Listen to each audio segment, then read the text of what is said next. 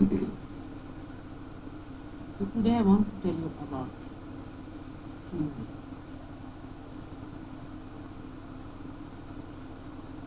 That is my name. Nirmala.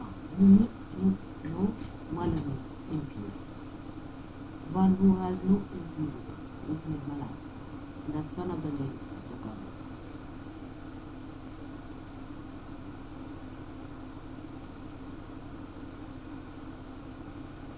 Purity is a quality which is silent.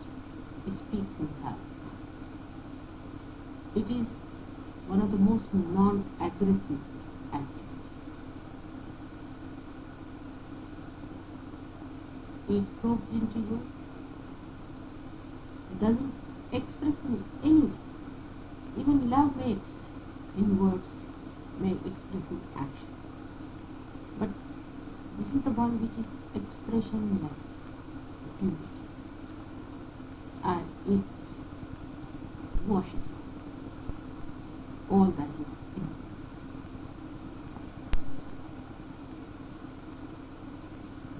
You cannot a rationality understand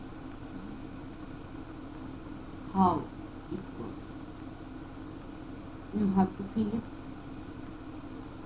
and know it, that it is working out its process. It's very delicate. Sometimes it's flooding, but it is never shocking. No.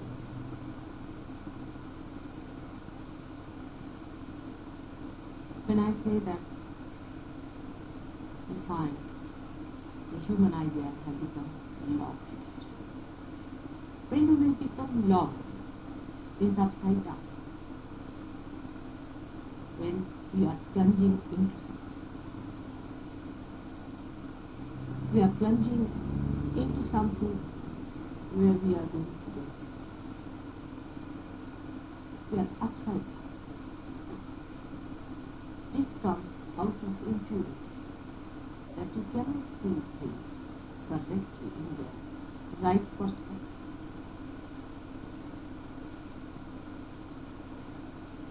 So let us see what are the things which we think create impurities in us.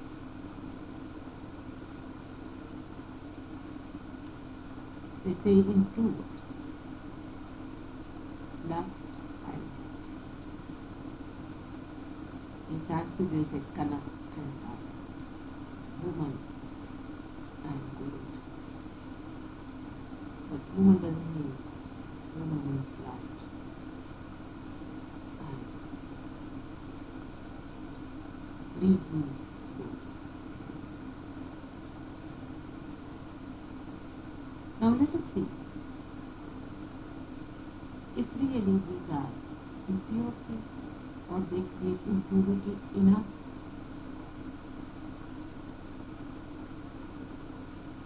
Or why these two things have become a source of impurity to us.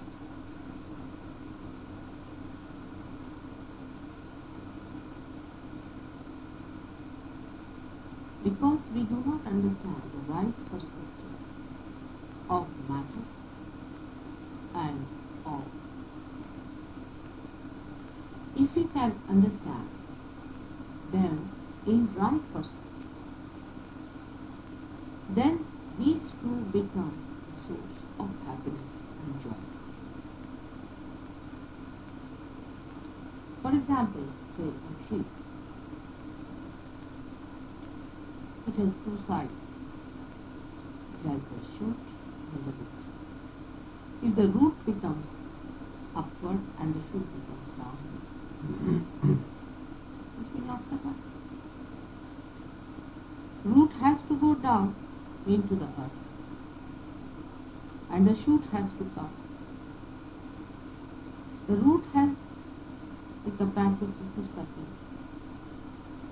the liquids that are inside the soil. Also it has capacity to digest all the essential salts necessary for the.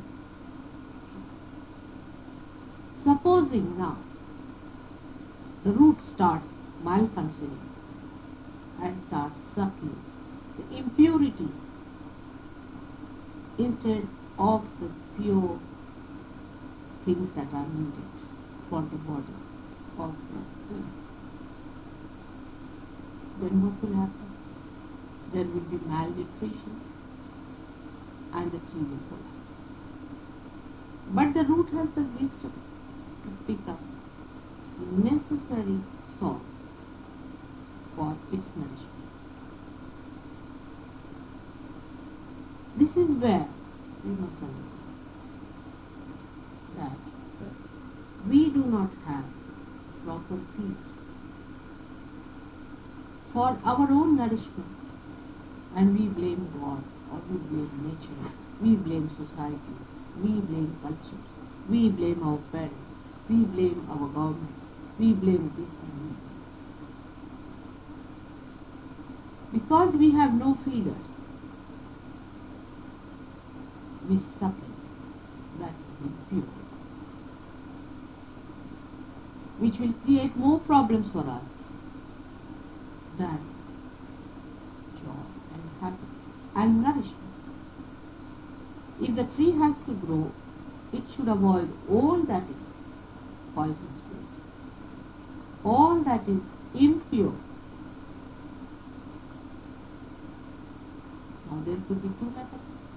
If your rationality is that high graded, if your intelligence is of that high grade, you just deny all that in your body, which is not good to your spiritual body, or to your mental body, or to your emotional body, or to your physical body. You just deny if you have that much of your intelligence.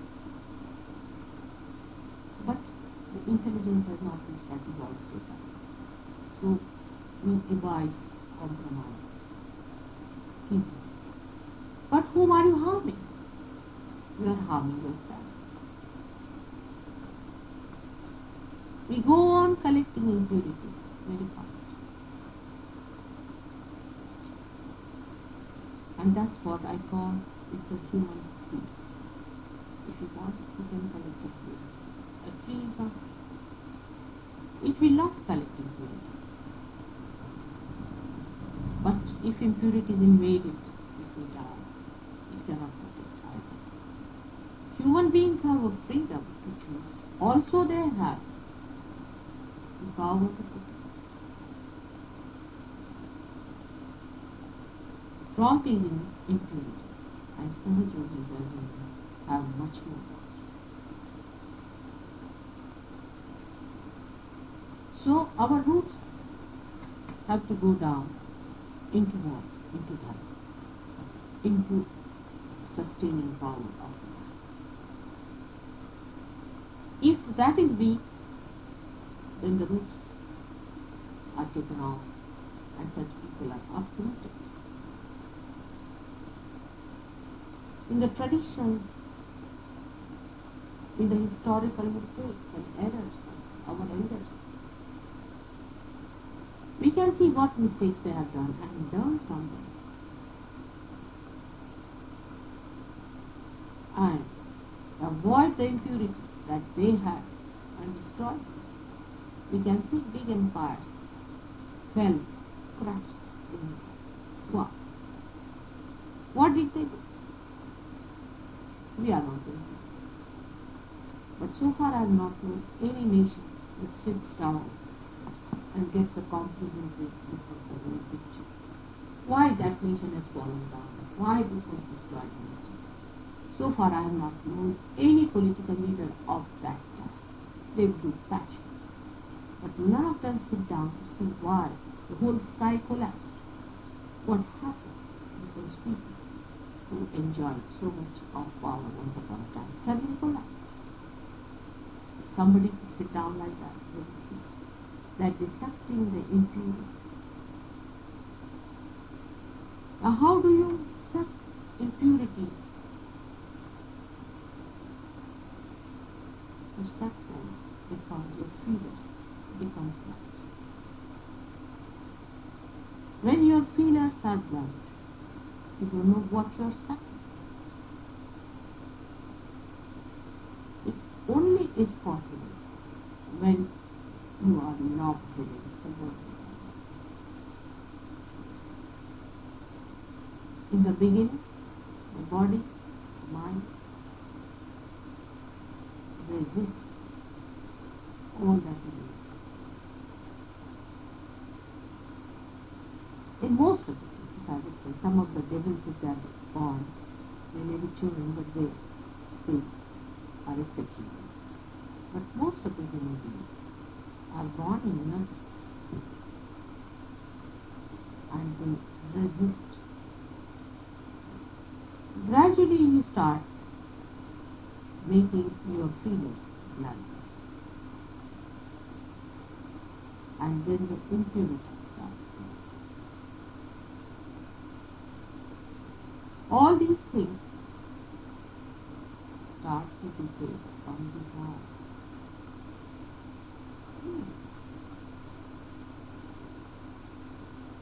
Desire to be the king, desire to be the most beautiful person, desire to be ruling the whole world, desire to eat, desire to have, possess, all desire. But here also I would say is an impurity. Desire. And all these things, beauty is one, and that is joy. You desire.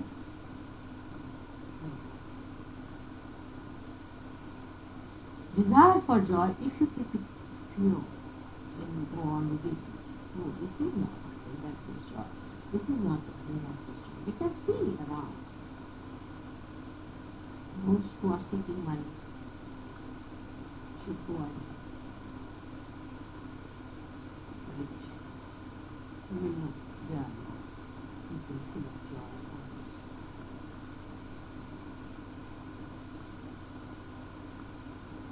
And when you go to people who are in joy and in tranquility, you find they are talking of something else.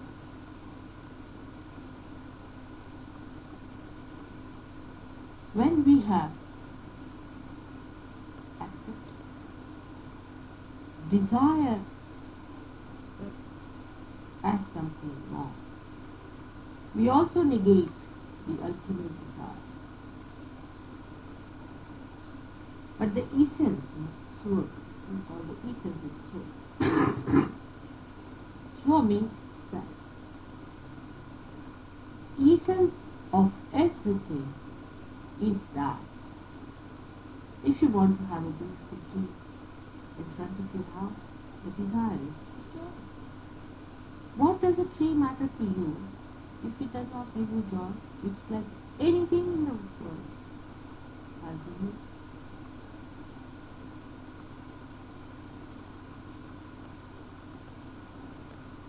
That joy, that essence of everything, if it is kept pure, then it's nourished. Like a tree roots embed themselves in the mother soil and suck the beauties of the essence of it that is meant for nourishment and enrich themselves. But that does not mean by any chance, by any level, that you lose your character or individuality. You do not. You see, a mango tree will be a mango tree. A banana tree will be a banana tree. Because the outside is different, the inside is the same. And in every country, the mother earth has its own varieties. Accordingly, you will have trees, you will have flowers. You cannot have mango anywhere. But you cannot have, say, a birch tree in India. But makes no difference as long as they are fully nourished. So your character is not lost. Your individuality is not lost. On the contrary, it's made better. In its purest form, every character is pure. Every religion in its purest form is the seed of God. Are the different facets of one diamond. They have to be there, and whatever angle you go, you see that spark. At every angle they spark. A diamond sparkles at every angle because it has got its own character, in its variety, in its different colors. So the essential unity between them is through the sap which is running. If our attention is on that unity of oneness, then so many other impurities that have cropped up into us will also suffer. The other impurity we suffer from is loss of collectiveness. We don't mind wearing the same dresses all over the world. If a jean starts all over the places you go, even Japan, or you go to Australia, you go to even to China, communist countries, anywhere the jean everything is wearing. But the essential unity within us, in its purest form,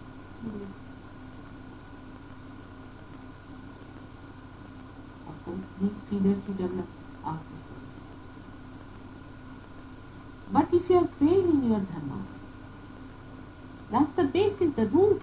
If you do not have those roots properly done, then the tree cannot stand. It is necessary. Of course, the incarnation is just a vision. His roots are in the heavens. He flowers on the and incarnation does not take its dharma. It is dharma. He does not need his dharmatik, his beyond dharma. Whatever he does is the religion for the whole world. Nothing touches him. His roots are in the divine. Only the divine flows. There's no question of impurity or no question of clearing them or bathing, because he is in the divine. And he's sucking that out and giving it to you. Flowering from it. It's upside down. Embedded in the heart. So for an incarnation there is no problem. His dharma is beyond dharma. His gunati is beyond all moods. He is beyond everything. But human beings have to sustain their dharma. They rise beyond themselves into collective consciousness. And when they turn upside down, they become incarnate.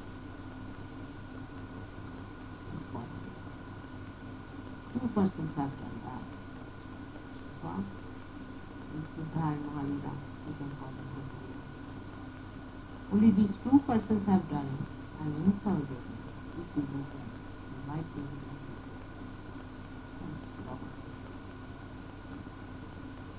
where our roots will be in the divinity. Here you have to choose. Still the freedom of choice exists. For me there is no freedom at all. I cannot choose the evil. That's why I say I have no sense of. I have no sense of possession. I have planned. So the choice doesn't exist for me at all. Of anything. I have no time. I'm space. I'm spaceless. I'm timeless.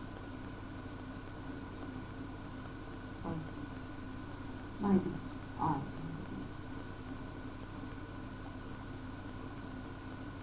But even to have the blossom within yourself, and for others to enjoy. Even to nourish yourself, you have to have your dharma properly. So we come to the question of lust and greed. Lust and greed are to be seen in this life. Are we lusty of God?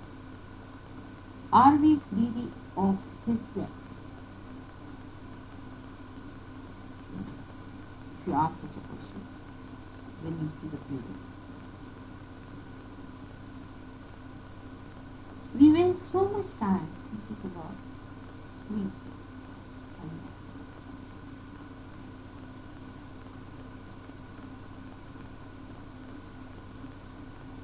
But very little time we have to think of its essential desire.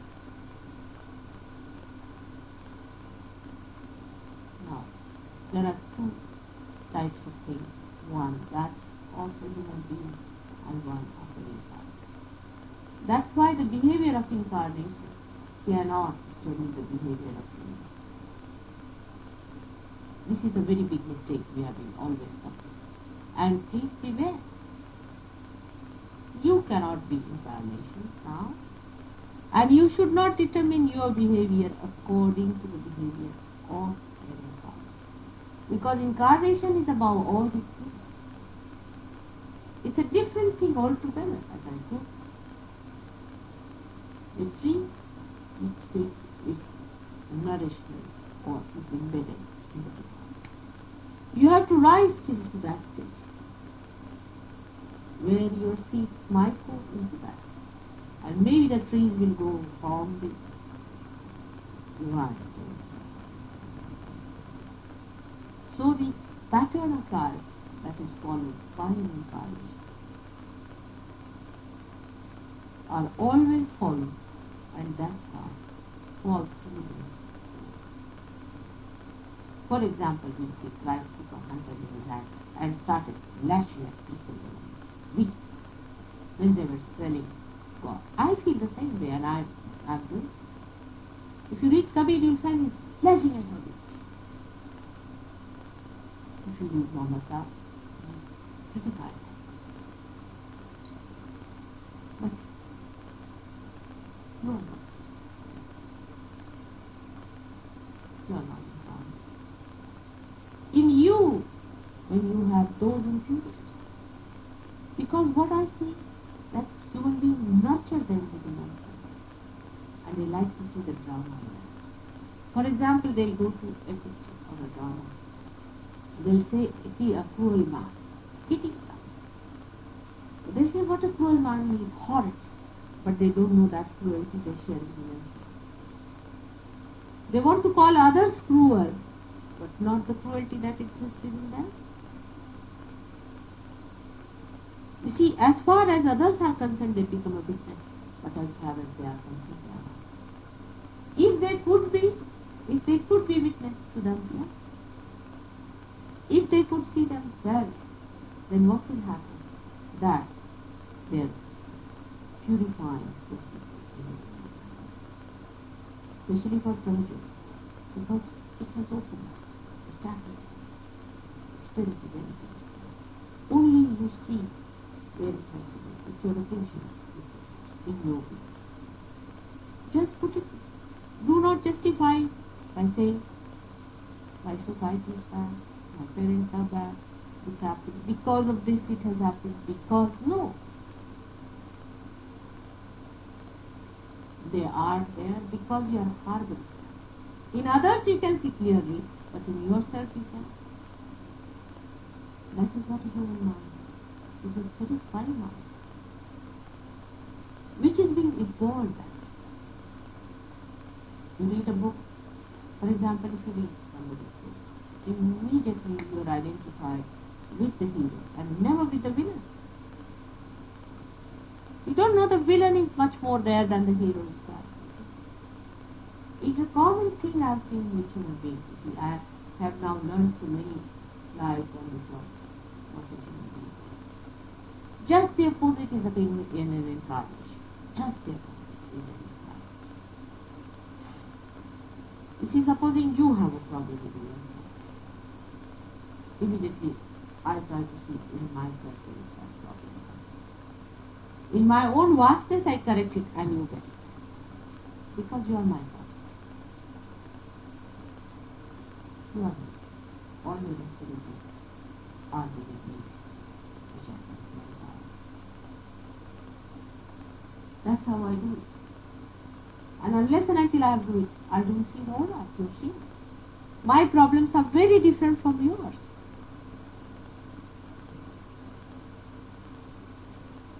So we have to pay attention to ourselves. But attention in a way which is very pure. Is a deeper attention, is not superficial. And should learn to go deep and close and see. Are we poor people? Am I poor? Which part? Which part of mine is hard? Now this boy who came, he didn't take out his socks because he thought there's a smell. Are we fragrant ourselves? Are we considerate about it that we are equally fragrant? It's a silent process. It's a stillness itself.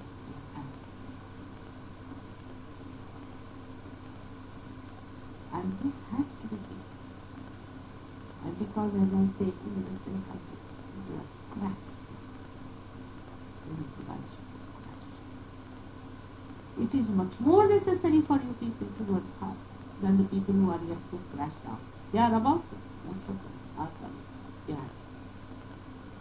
And you have to announce with a horn, now don't crash. We have crashed. That's your fault.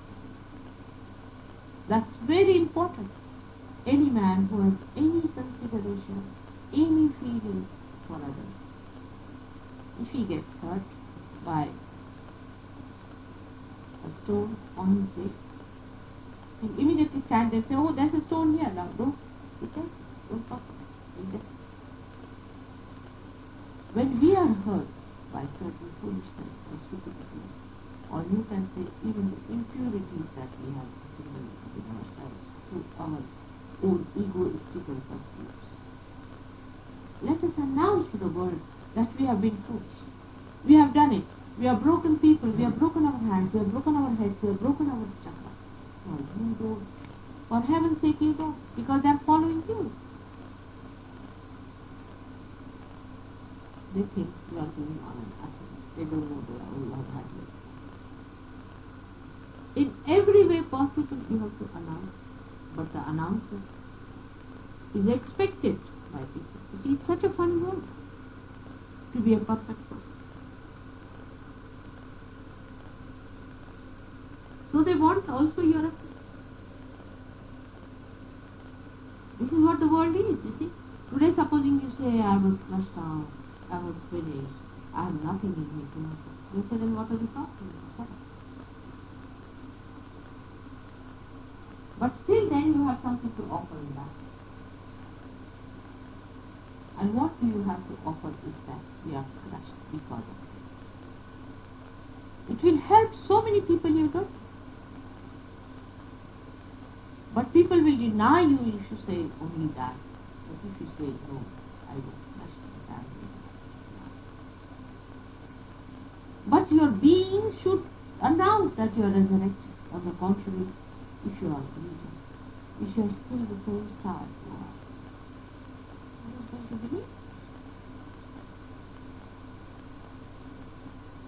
So Sahaja Yoga has given you that path by which you ascend. And when you ascend, you can go on aloud, telling people, don't fall, don't fall. If you fall, it's difficult to ascend, as it has happened to us. So don't fall, there's a short circuit. Come to the short circuit. Your dharma must be established. Very necessary in the root of these crashed society. Dharmas are to be established. What are we doing about it?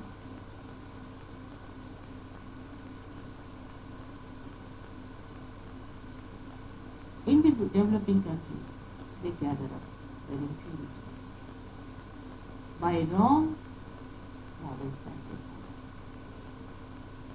They think, oh, we must have love, we must have cause, we must have deliverance. You see, the whole attention is how effective you are as far as your material things are concerned. It is when they start getting rid of their poverty, they just forget why did they remove their poverty. It would be like a bridegroom who has to be ready to marry. Then they dress him up in front of the bride. Now he is ready to marry. He is married. Now the night has come. He has to use his wife. Still he is carrying on with his dress. Like a fool. Why did you marry? That is why. Like a fool, he still is in his attire, proud of his outer things that have done to him, not understanding it has been. We remove poverty for what? We remove all these problems for what? We develop for what? We develop so that our day-to-day life becomes easier. And we have time for what? We have time for meditation.